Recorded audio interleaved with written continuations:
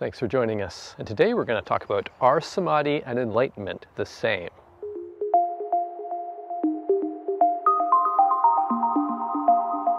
So in Kriya Yoga and other yogic paths, Samadhi is often seen as the pinnacle of attainment in one's yogic sadhana, one's yogic practice.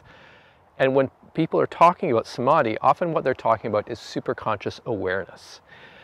And in Patanjali's Yoga Sutras, Patanjali actually talks about Samadhi in terms of absorption. And so he talks about a couple of different levels of absorption. One is an absorption where one is aware of mental phenomena at the same time. And this is called Savikarpa Samadhi. And then there's also an absorption where one is not aware of mental phenomena, and this is called Nirvikarpa Samadhi. As well, in the yogic traditions, especially in Kriya Yoga, there are two major distinctions in Kriya Yoga. One is called Savikarpa Samadhi, where one gets into a state of Samadhi while one is in a seated position, while one is in an unmoving meditative position. And as well, there's the much coveted Nirvikalpa Samadhi, which is the state of absorption, of complete absorption, while one is going about one's daily activities with the idea that at that point one's consciousness has merged with the divine, and one is one with the divine in all aspects of one's activities, thoughts, and so on. And so that is seen as the pinnacle state for Kriya Yoga and some other yogic paths. And the term Samadhi was actually defined by the Buddha about 2,600 years ago and described in the following way. Sama means equal or balanced, and Di comes from Buddhi, which means wisdom. So equal or balanced wisdom. The idea in his particular approach was it was a meditation practice which was merging together or yoking aspects of shamatha, which is a concentration or collectiveness, and vipassana, which is insight. And that actually being the definition of Samadhi. But does Samadhi in itself actually constitute enlightenment? Well, Samadhi, as when we look at it from a yogic perspective, it's really about becoming absorbed in states and experiences that one has in meditation. And some of these experiences can be very blissful. From a yogic perspective, people will often identify with those states of bliss as being something that is true and lasting and permanent. Hence the idea about Sat Chit Ananda, which is something that is very common in yoga and in Kriya Yoga. Sat meaning truth, Chit meaning consciousness or experience, and Ananda meaning bliss. So this perpetual blissful experience that never ends. People identify that as the true self, what they call the Atman, the soul. And in yoga, the idea that you would be realizing the true nature, which would be considered Ananda, this perpetual bliss, and then merging that Atman, the soul, with the greater spirit or God, which is the Param Atman. And so when people are having meditative experiences and they move into having these very strong connections with a deity, with a deeper aspect of themselves, which includes some bliss, love, all of these things that are really feel-good experiences in meditation, that they identify with that and they say that that is the truth. That is the ultimate experience. And so the idea about Samadhi being in a perpetual state of limitless bliss permanently is really what gives the idea that it is an enlightened state, that it is an enlightened experience. And certainly folks who have had an experience like that in meditation, it is overwhelming, consuming, feels liberating, and so on.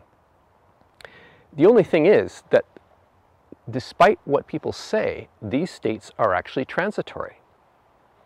And as well, these states of bliss are not all there is to what one can perceive. So, is Samadhi enlightenment? What actually is enlightenment? Well, we know that states of bliss and states when one connects into higher planes, if you will, and has experiences with devas, with these different spiritual entities and so on, that it can appear as if those things are permanent, lasting, when in actual fact they're not. One can learn to perceive at a higher level than that, where those things, the experience of Ananda, of Satchitananda, is no longer there, where one moves into a more subtle realm.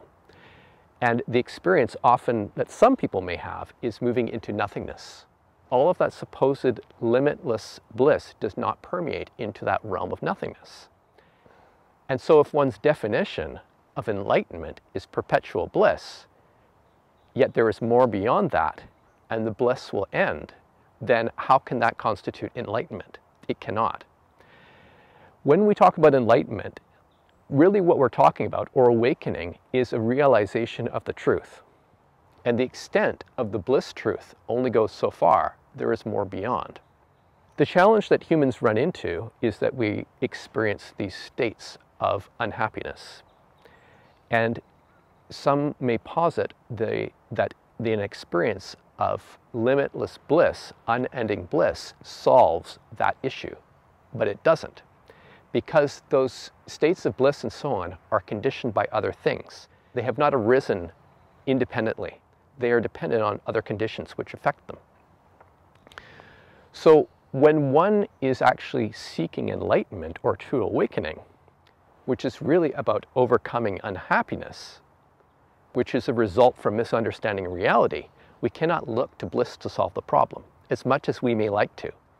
And so to experience enlightenment, one must go beyond the conditioned, beyond things that are dependent on other things.